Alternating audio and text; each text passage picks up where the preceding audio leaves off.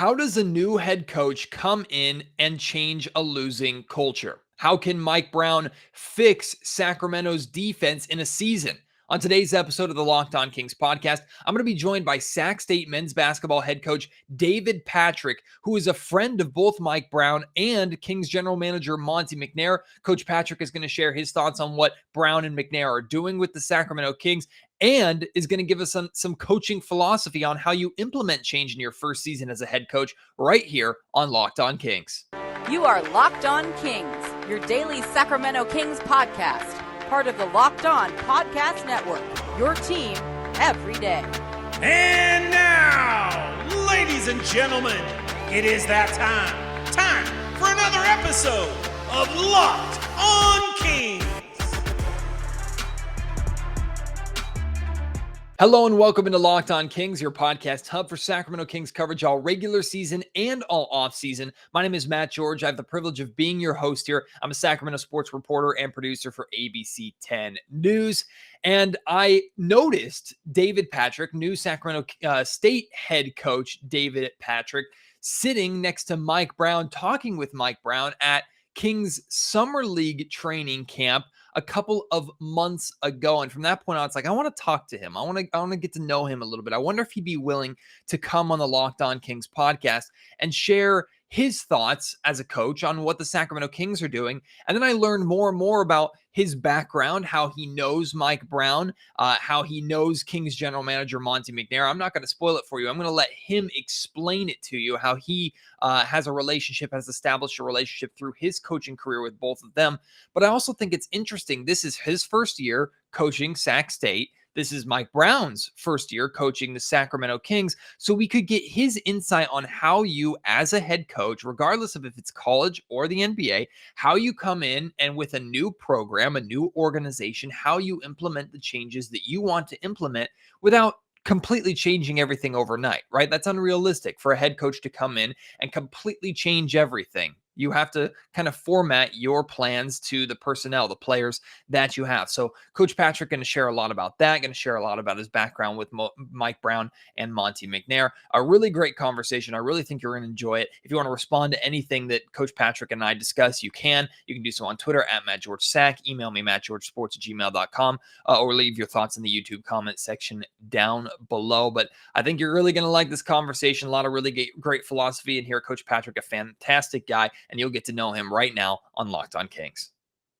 Joining me right now, head coach of the Sacramento State Hornets, just a little bit down the road from the Golden One Center. It is David Patrick joining me. I'm very excited about this because Coach David Patrick and Coach Mike Brown in very similar situations here in Sacramento, starting their first years with new programs. But not just that, Coach Patrick has a pre-existing relationship with both Mike Brown and Kings general manager Monte McNair. So Coach Patrick, first off, welcome in. Welcome to Sacramento. Welcome to Sac State. Very excited to see what you do with that program. And it's a pleasure to have you here on the Locked On Kings podcast. Hey, Matt, thanks so much for having me on your show. It's an honor. Hey, so first off, do you mind explaining a little bit about how you established a relationship with both Coach Brown and with Monte McNair? Perfect. Yeah, I was fortunate enough to work with Monty. I was blessed to work with the Houston Rockets from 2010 to 2012, and Monty was in our analytics department at the Rockets, and so I saw him when he was in the business, I guess at a young age, even though he's still quite young. And you always knew he'd be a star. He just was ahead of the curve on a lot of his thoughts when it came to analytical analysis of players and style of play. And to see him from afar get the job when I was at, I think I was at University of Arkansas when he got the job at the Kings, was great. Obviously reached out to him, was pumped for him, and now to be in the same city, it's been fantastic. And to see him kind of build this team from afar and also kind of get his quote unquote, his own coaching here now, it'll be fun to watch. And then what about Mike Brown? So you guys kind of came from the same coaching tree, as far as I understand, correct? Yeah. So my mentor is Randy Bennett up at St. Mary's, and I started my career working for him. And I would say I'm cut from the same cloth, got the same pillars from him. And Mike Brown played for him at USD. I don't know if people people know that. But Mike played for him as a college player and was around our program when I was at St. Mary's from I guess '06 to '10. So we had a couple of trips where we played up in the Northeast area. Got a chance to go see Mike and his family in person when his kids were younger. He invited me up to training camp back then in about 2009, 2010, when he was coaching LeBron and those guys. So I saw him work from afar as a head coach. And then we stayed in contact over the years. I mean, he's such a mentor to me in terms of, for being at the place he is as an NBA head coach, to being someone of color that's been in that seat before, to being played for Randy Bennett, and then also working for Greg Popovich. Just someone that's not only a great coach, but a great person and someone that's guided me along the way in my career. So with your knowledge and your professional and personal relationships with both Mike and Monty, what do you think about that pairing, that partnership, that union between the two? We're really going to get to see them. We've already seen them working together in terms of the amount of players from like the Nigerian team that Coach Brown has coached, former players from Coach Brown's time in Cleveland and in Los Angeles. We're seeing those guys added to the roster, or at least getting training camp invites. So clearly the two of them are already working very well together. Look, I think at any level, this thing's about people and having great people around you. And I think Monty and Mike are great people. I think you see the people they're bringing in the organization from the front office and now their team are not only great players, but great people. And I think you can win and win the right way for a long time like that. And so I think you see that with the guys I've seen brought into training camp. Just my 2 or 3 days I was able to go to observe, you can see the connectivity between management, between the coaches, between the players, and that's where it starts before you talk about getting wins. I think at any level, and they both stress that. And when I look at their support staff, what's around them, and what Mike's brought in, I think it's an exciting time for Sacramento and the Sacramento Kings. I spotted you, as well as a number of Kings media members, and spotted you out at training camp, especially during the summer league training camp before the team left for the California Classic and for Las Vegas. And you were sitting next to Coach Brown and chatting. What was your professional opinion of how the Kings have been running their camps, how Mike Brown is implementing his camp? What's your professional opinion of what they're doing over there? Look, I think he had a great command, and so did Jordy that was coaching the team in summer league. I think he does a great job delegating. I think a lot of head coaches probably want to be hands-on, but I observed him delegating well and giving his coaches or his assistant coaches leeway in terms of coaching. But you knew that you could tell watching that team had that philosophy. I didn't get to go to summer league, but the way they shared the ball, the way they ran back in transition, the way the ball moved, you could tell it was a selfless team and a team that was going to guard. And obviously their results in summer league probably shocked some that weren't at training camp, but didn't shock those that were there. I think the sky's the limit for that group because their unselfishness, the way they play. And with Coach Brown, they're going to guard because that's what he lays his hat on. And the details, I thought the details that they had, the way they watched video before practice and then applied that to the practice floor, just speaks volumes to where they're going to go as a franchise. Selfishly, I wish we could have mic'd both you and Coach Brown up to hear that conversation, just to know what the knowledge and the philosophies that were bouncing back and forth there. That's all. We're always trying to weasel our way in as media at times to those kind of conversations. But Coach, you're implementing your system, your culture, your first year at Sac State. Mike Brown doing the exact same thing with the Sacramento Kings, and Sac State's history better than the Sacramento Kings history, at least recent history to say the least. So Coach Brown, a lot of what we're expecting out of him is to come in and kind of implement a new culture or change the culture, especially defensively. How are you implementing your culture at Sac State? How do you see, are there multiple ways to do that? Is there like a right way to do that from a head coach perspective? Look, I think at the Division I level, the transfer portal is somewhat is an in vogue thing. And so a little bit like the NBA, to where now you're bringing in players from all walks of life, from different programs, just like they get free agents and they're coming in trying to teach them a new system. But, for me, in my first, I guess I'm in month 5 on the job, is just connecting with the players. Like, how do I get to know them as people before I get to just coach them and demand on them? And so that's been my challenge in a good way since I've been here, because we have brought in 8 new players from different programs from around the country. And I was able to keep 5 guys that were at Sac State. And so getting to know those different walks of life We have people from all around the globe, from South Sudan to Australia to New Zealand. So we have a good mix, and obviously the U.S. talent here. But trying to get to know them as people, and then trying to get to find out what their goal is. And everybody wants to win a championship, but we got to figure out how we're going to get there, and that happens gradually. And so that's been my task since I've been here, and I've had a great job, great time doing it. As a basketball coach at any level, how important is it to be adaptable? I imagine you come in with your idea of like an ideal game plan, but you also have to have the correct players to fill that game plan. And if you come into a roster that maybe would be better in a different kind of style of game plan, you have to adapt. Like, what's your philosophy on something like that?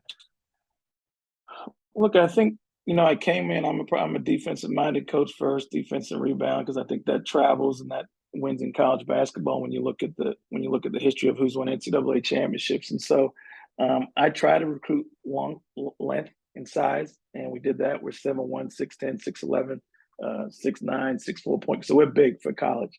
Now, conversely, offensively, I'm going to have to adapt, to how you play with that size on the floor. A lot of that comes by learning. A lot of that comes by I'm watching the Eurobasket stuff on TV right now, with Al Sabonis playing over there in Lithuania, and I'm fortunate enough to coach in the Australian Olympic team, and so I use some of those methods where we play with bigs, but figure out what offensively it fits this group. I know in my mind what fits it, but it's got to be able to transfer onto the floor. And so that's a work in progress on the offensive and the floor, but defensively.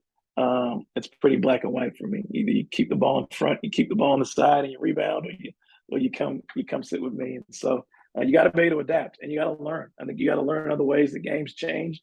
Gone are the days where there's 3 around and 2 in the post. I think there's 5, 7-foot guys are shooting threes now. So you got to be able to allow that and be able to coach that. If you want to be able to grow with this game. The way you talk about defense, and I hear a lot of coaches talk about defense, there's a simplicity to it. And I've almost heard it become kind of a cliche in the media, but defense is all about effort and effort this and effort that. And I sometimes feel like that maybe undermines players who have a natural born athleticism and natural born defensive gift. And there are players in the NBA over the years who've been like that. One of my favorites that comes to mind is like a Tony Allen type player, right? Just a player that was a gritty defensive guy, that he worked hard, but he also had a incredible gift on that end of the floor. So do you agree with the statement that like defense is all effort? So you look at a team like the Sacramento Kings, a team like Sac State, and you say, okay, defensively, they need to improve. So I just need to get more effort out of these guys. Or is there really more behind it, underneath it, that we don't necessarily understand?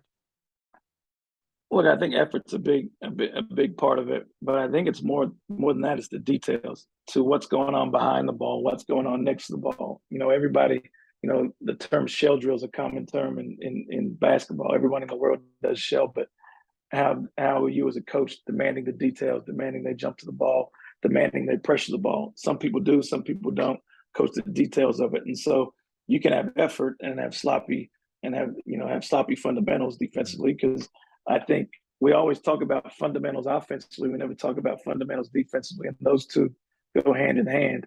The only difference is on defense, you either keep the ball in front or you don't. So those details, I think, come into fray when you're talking about great defensive teams. Is it easier to get a player to play with effort consistently, or is it easier to get a player to understand those details and recognize them, or maybe make it even second nature in games so they don't have to think about it, they just do it? What's easier between those two? That's a tough one. I think it's practicing the details daily so they become habit. It's one thing to talk about it and show it on film, but if they don't, know to point man and ball, if they don't know to jump to the ball, they don't know to contest shots. But that's not done daily, especially at our level. I think at the NBA level, they're pros, and that's why they're getting paid X amount of money. At my level, we're still trying to coach fundamentals defensively. And you get guys from programs that some high schools don't teach defense. Some international programs they come from don't teach it the way we do. And so trying to get these young men and women at the college level to buy into those things helps. But demanding the details, I think, is the most important thing.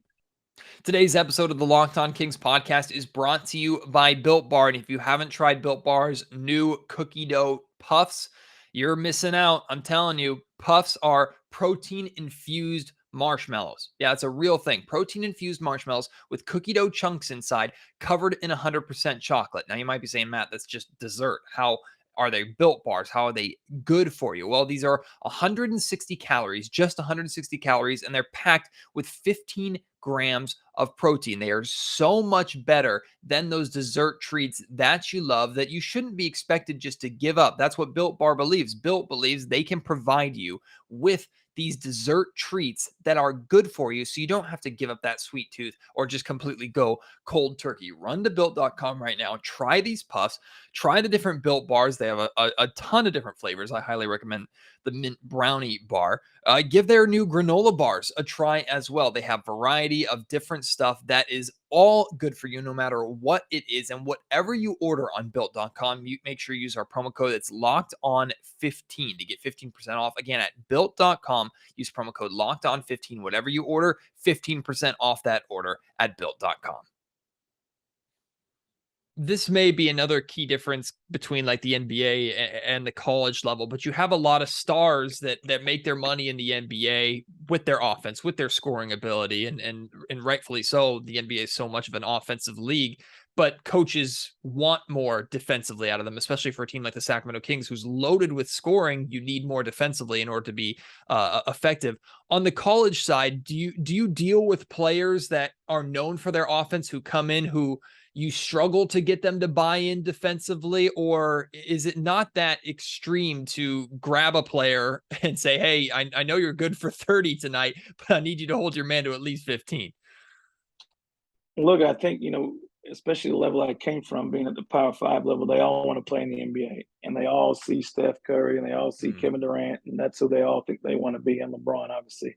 And the reality is that there's a 0.1% of a chance they're going to be able to do that. And so they think to get to that level, I need to score 30 a night. Where, I try to stress to them, like, the guys that are watching the game, the pros, they want to know, can you rebound at an elite level? Can you defend at an elite level?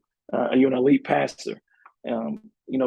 Shooting is only one part of the game. I always talk to them about, go look at the NBA draft and tell me if the leading scorer in the country gets picked number one.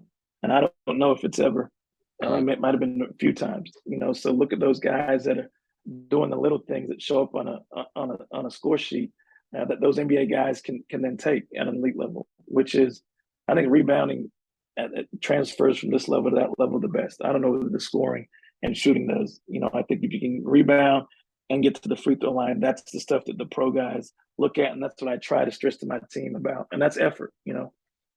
I'm going to really put you on the spot here, Coach, and I apologize ahead of time because this is a tough question that even for me to answer, but you'd of course love to have, I'm sure, a ton of guys from the Sacramento Kings roster to be able to coach, not just for your program now, but to be able to coach. But you look at a player like DeAaron Fox with his speed, Domantas Sabonis with his passing and rebounding, Davion Mitchell with his effort on defense, Keegan Murray we're hopefully going to see a lot of great stuff from him in his rookie year. If you were to pick a player, if you're in Mike Brown's situation with that Kings roster, say that is a player that I would love to coach, love to work with, who would that player be?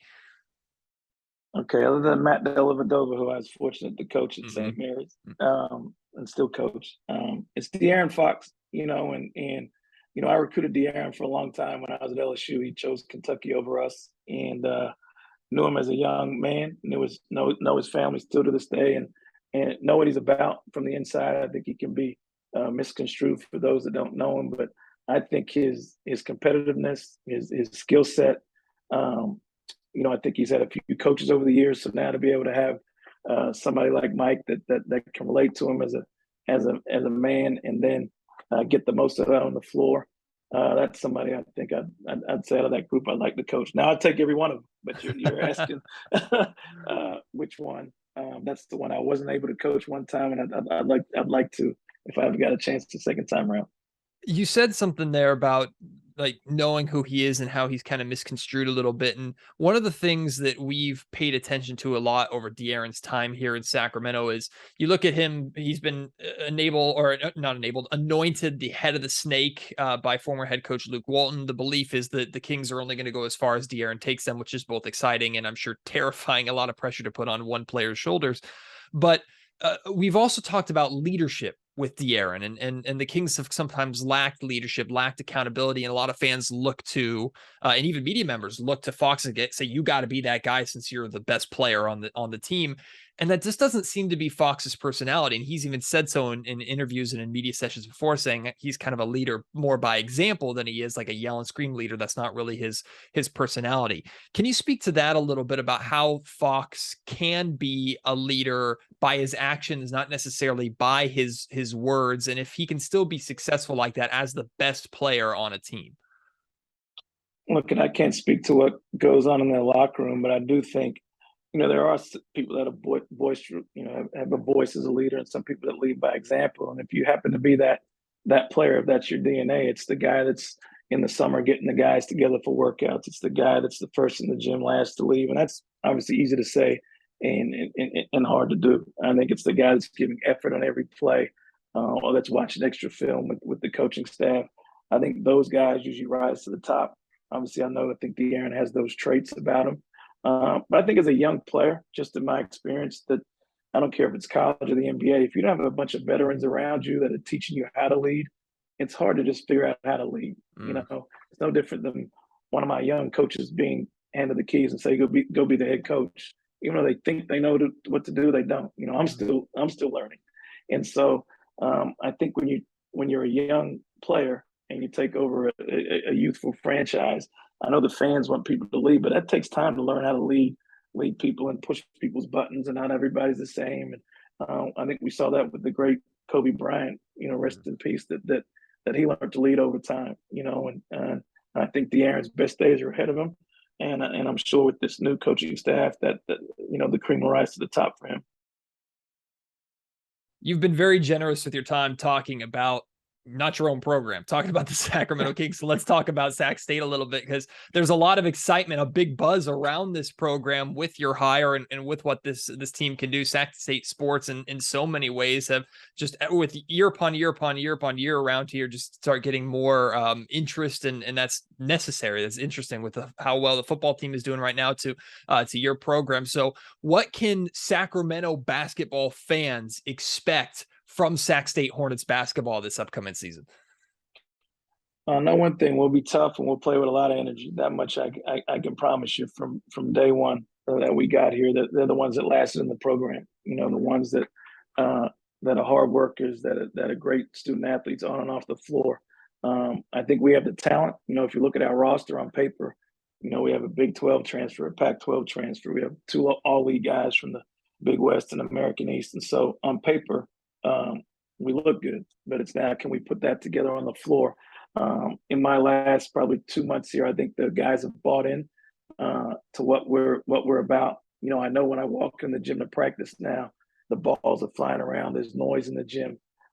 There's an excitement before I even walk in the gym, and that's because of what the guys are doing, what they know is expected from me. So I think we'll be a fun team to watch. And I think we'll be a big team to watch. And so, I urge all Kings fans, when the Kings aren't playing, come out and support us, and vice versa. When the Hornets aren't playing, we can go out and support the King. How satisfying is it when you start to see that buy-in? Because as much as everybody would like it on day one, I'm sure that's kind of unrealistic for a full team buy-in to what you're trying to do. Or maybe they say it, but actions speak differently because you got to get used to one another. But seeing the team starting to buy in, and I'm sure this is something that Coach Brown's going to go through also with the Kings. But when you start seeing that buy-in, when you start seeing not just their hard work pay off, but your own hard work start to pay off, what is that like as a coach? Well, obviously it's fulfilling. I think that the main thing is, it's like they have to buy into the grind, and getting to where you want to get to is hard, and you got to enjoy the hard, the tough practices, the tough conditioning sessions you go through to get to where you ultimately want to go. And the fact that and I want them to have fun while they're doing it, and so it doesn't mean it has to be demanding. You can't smile and have music and have fun. So I see them now having joy from getting better. I think it's a testament to my assistant coaches who are with me. Because I'm not always with the guys. I think I give my assistants time to be around them, but to see that this new group come together quicker than I thought they would, so far is fulfilling. But I'll be able to tell you more coming around January, February. I can't wait to we play 20-odd games. Can't wait to ask you after those games, Coach. And I love to ask this question of coaches for any sport, but especially for basketball, because I'm such a super fan, a super nerd of basketball myself. We get to this time of year and there's still a little bit ways to go before the season actually begins, but you can see the light at the end of the tunnel, right? And regardless of the context of what happened last season, it's around this time of the year that that hope, that excitement, that buzz, that energy, it really starts picking up. And then my impatience just gets absurd. I imagine for someone who is a student of the game like yourself, who your entire life, your career revolves around the game, does that anticipation really pick up for you? Or you're this time of the year, it's early September, you're like, we're so close to the season starting, we just got to get there.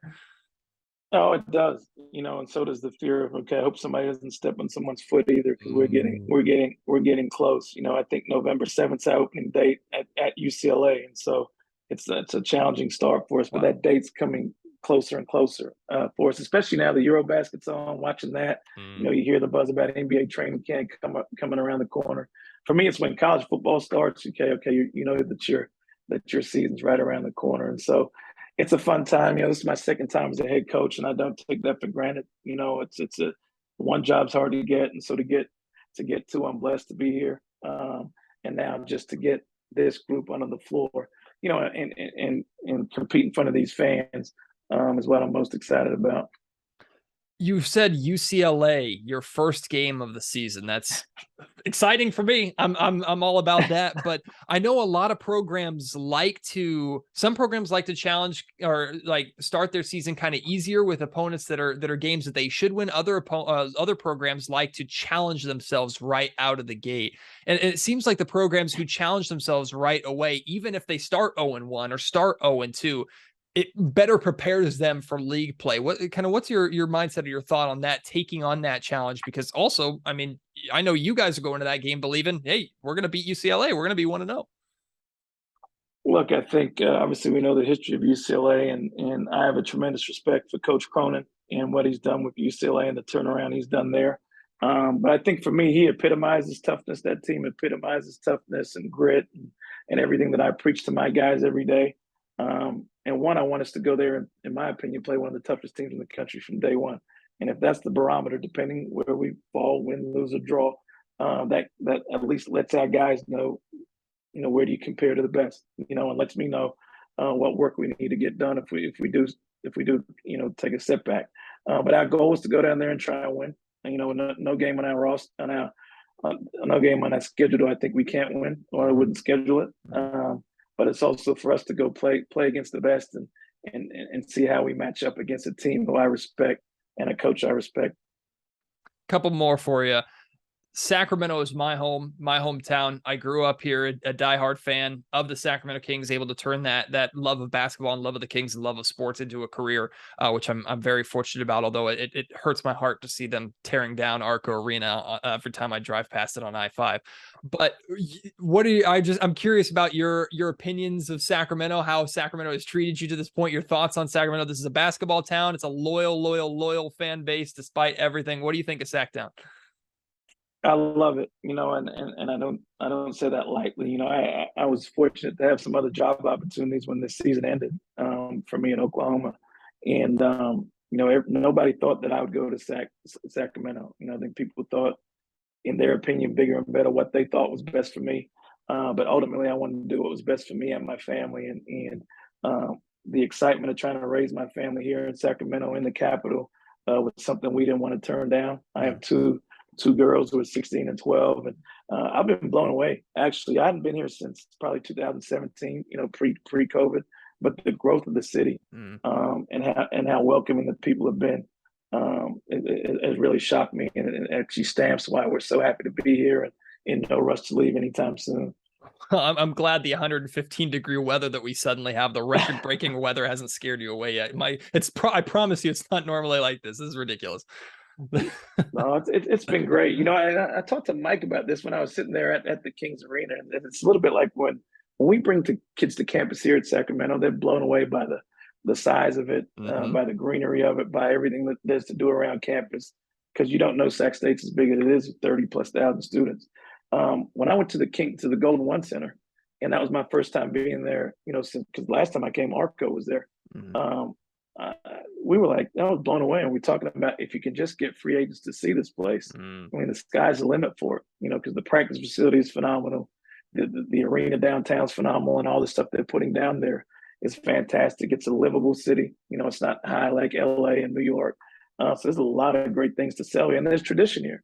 You know, Kings have won. You know, I remember when they were winning with Blighty and Weber and you know, Pazier and so on and so forth. And so it's a fun city that's rocking.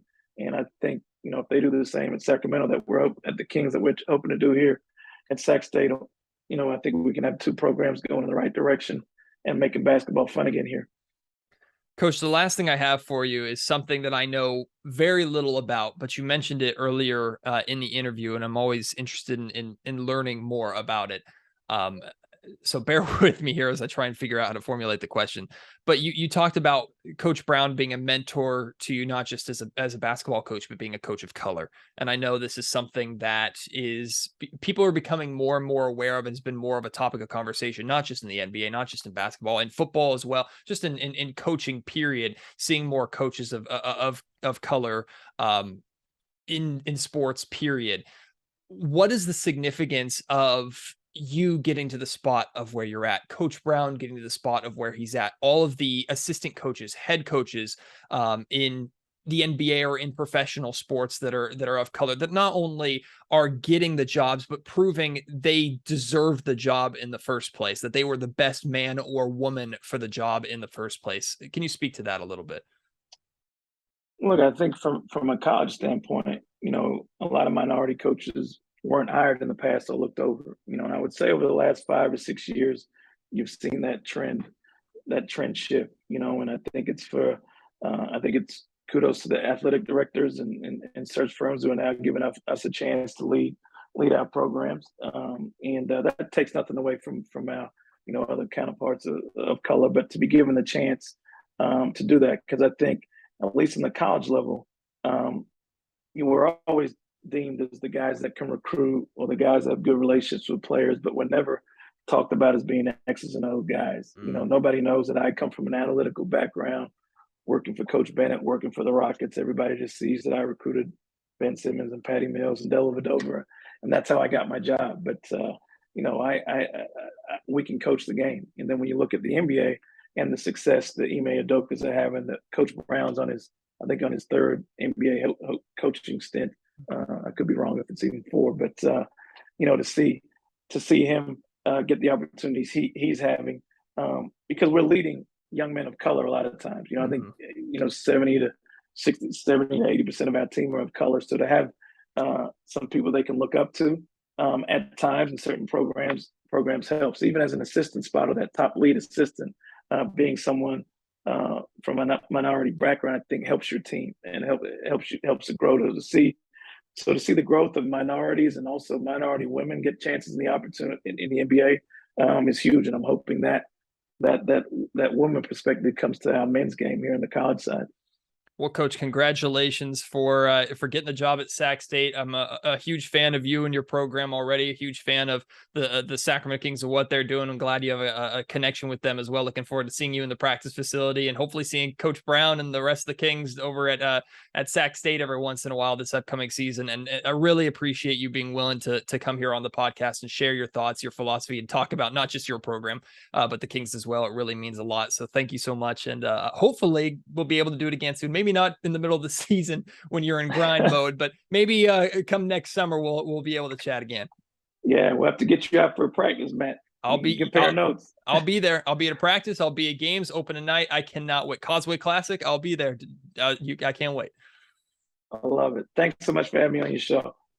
Really appreciate Coach Patrick taking the time here to come on the Locked On Kings podcast and not just talk about Sac State, his program, but to talk about the Sacramento Kings. Very gracious with his time. Had a lot of fun with him. Would love to have him back on. And if you're in the Sacramento area, go and check out some Sac State hoops. It's really good, really entertaining basketball. Even before Coach Patrick has arrived here, I'm very much looking forward to seeing what Coach Patrick does with that program. And you best believe Mike Brown, Monte McNair, maybe the Sacramento Kings themselves are going to be frequently paying attention to Sac State basketball, which I think is awesome. And we know how much this is a basketball town, how much this is a basketball community. It goes beyond just the Sacramento Kings. Check out Sac State, check out UC Davis. Really, really good basketball here in this region. Again, I appreciate Coach Patrick for coming on. Again, if you want to respond to anything that we discussed, you can do so at MattGeorgeSac on Twitter. Email me, mattgeorgesports@gmail.com. If you're watching on YouTube, leave your thoughts in the YouTube comment section down below. Appreciate your support as always. Can't wait to have you join me on the next episode of Locked On Kings. Until then, my name is Matt George. You have been listening to the Locked On Kings podcast, part of the Locked On Podcast Network.